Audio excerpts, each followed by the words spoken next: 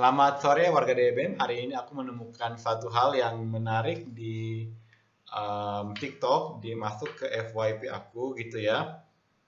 Ini aku nggak tahu nih, ini yang posting entah itu dia karyawan KFC atau mungkin cuman pelanggan yang mengeluhkan gitu kan. Intinya tuh gini, ini kok udah benar-benar ada tanda gitu kan KFC sekarang kan ada kayak tanda budaya kan beberes sendiri gitu kan, tapi kok ini banyak yang berserakan gitu, berserakan di meja abis makan udah tinggalin aja gitu kan. Nah seperti itu. Kemudian banyak juga yang komen pro dan kontra gitu. Kalau yang kontranya seperti ini, kita kan pelanggan, di mana-mana pelanggan itu raja gitu. Terus ada yang jawab, jadilah raja yang bijak. Wow, keren banget sih. Kemudian ada juga yang pro gitu kan, pronya kalau di luar negeri mah udah biasa untuk kalau habis makan KFC buang di tempat sampahnya sendiri.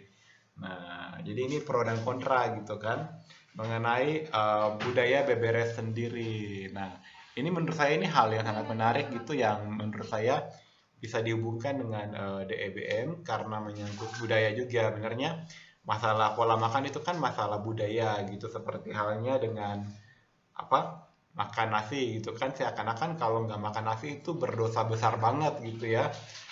Itu mah orang Indonesia harus makan nasi gitu, kalau nggak makan nasi itu kita bukan orang Indonesia, kita nggak mungkin nggak makan nasi. Nah, oke, kembali dulu.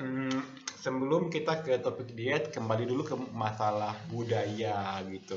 Nah, mungkin di sini ada yang nonton, mungkin karyawan KFC atau mungkin manajemen KFC. Kalau dari saya sih, saran saya adalah bikin dalam tanda kutip apa, pelanggan gadungan gitu. Pelanggan gadungan maksudnya adalah mungkin ini waitress yang saat ini bekerja di KFC tapi bajunya dibikin baju pelanggan.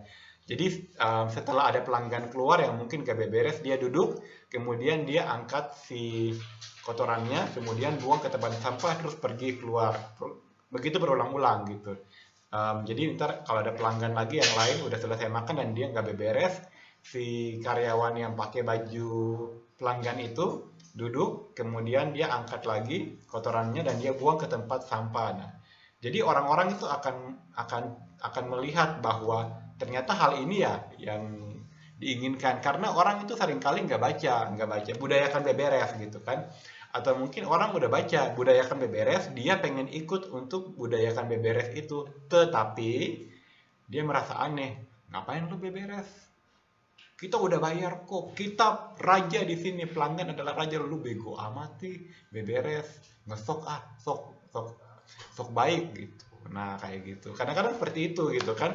Pernah juga saya pernah nyebrang gitu ya, mau menyeberang jalan di zebra cross, saya tahu itu hal baik, tapi teman-teman ya ini mungkin ya zaman dulu banget lah, zaman kuliah, wih sok banget ih nyebrang di zebra cross, wih cie taat aturan nih ya, kayak gitu. Nah itu hal-hal yang apa ya, budaya budaya itu sebenarnya tuh bisa menunjang dan juga bisa menghancurkan. Jadi aturan udah ada tetapi budayanya belum menunjang, sama seperti saya pernah ke Jakarta naik MRT, kan udah tulis apa namanya, yang kiri itu untuk diam, kanan mendahului. Jadi kalau ya kita naik MRT, eskalatornya kita naik yang kiri dulu gitu kan. Kalau memang kita buru-buru, kita nancap di yang kanan seperti itu.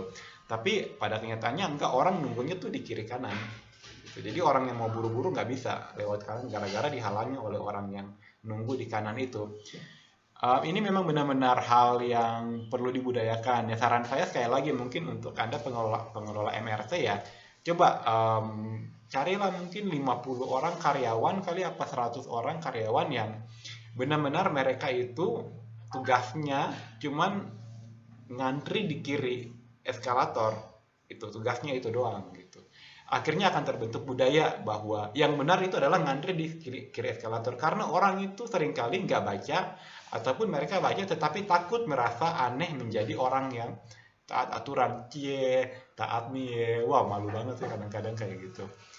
Apa ya, Harusnya kan kita nggak perlu malu melakukan hal benar, tetapi kenyataannya kita malu melakukan hal benar kalau itu tidak dilakukan secara komunal atau bersama-sama. Memang ini perlu banget dibudayakan gitu. Kalau saya pernah ke Jepang dan semua orang itu kalau ngantri untuk eskalator di kiri, kalau dia buru-buru dia di kanan, seperti itu. Dan akhirnya ketika saya dan keluarga naik eskalator di Jepang ya kita di kiri karena kita takut kalau di kanan salah gitu. Seperti itu. Jadi memang dibutuhkan contoh gitu kan. Jadi percuma dibikin kampanye beberes setelah makan, orang tuh nggak akan baca. Maksudnya jangankan baca ya, maksudnya memang ini krisis banget Indonesia loh. Kadang-kadang itu saya bikin postingan ya, udah tulis jelas-jelas di caption, resepnya ini. Di komen nanya, resepnya dong bun, ya ampun. Itu kejadian udah sering banget. Jadi orang tuh nggak baca, orang tuh mengikuti contoh gitu. Dan kadang-kadang juga ini pola yang terjadi ketika di sosmed, ada satu postingan ya, postingan entah apa, kemudian komen satu 2 3 itu ngejelek-jelekin. Komen berikutnya itu langsung ikut ngejelek-jelekin. Padahal kasusnya beda dengan apa yang dipostingkan. Di framingnya itu beda. Ketika komennya, komen satu 2 3 itu udah komen-komen yang jelek, akhirnya yang di bawahnya ikut-ikutan semua gitu.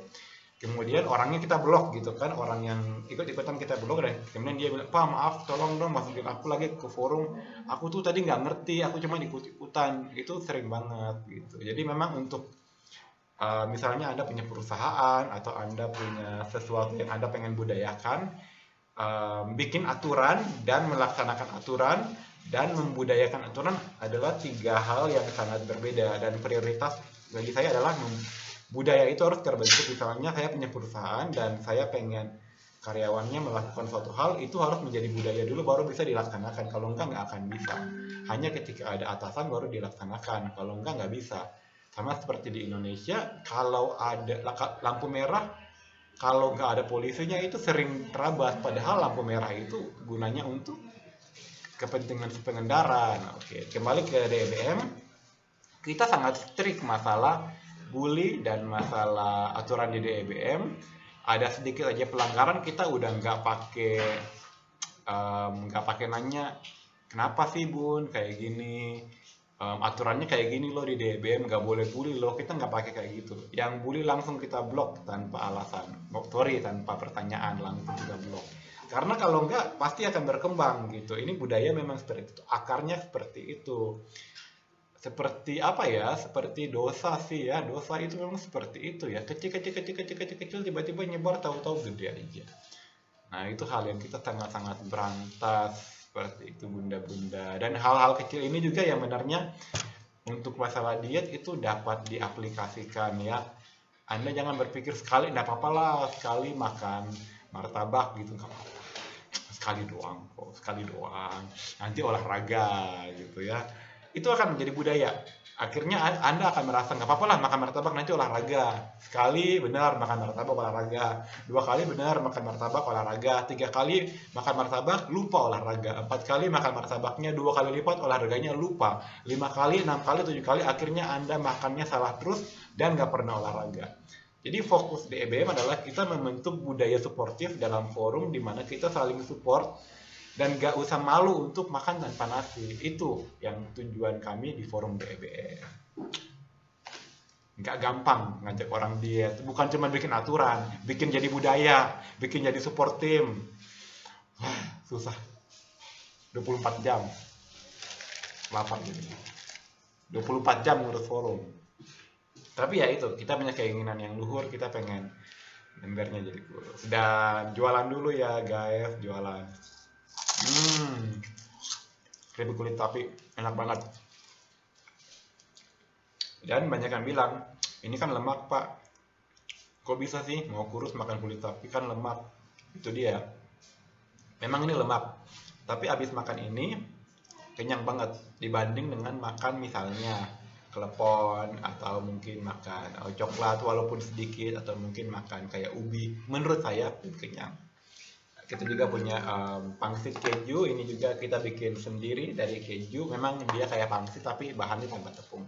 beli ke WA 08112442 332. Thank you.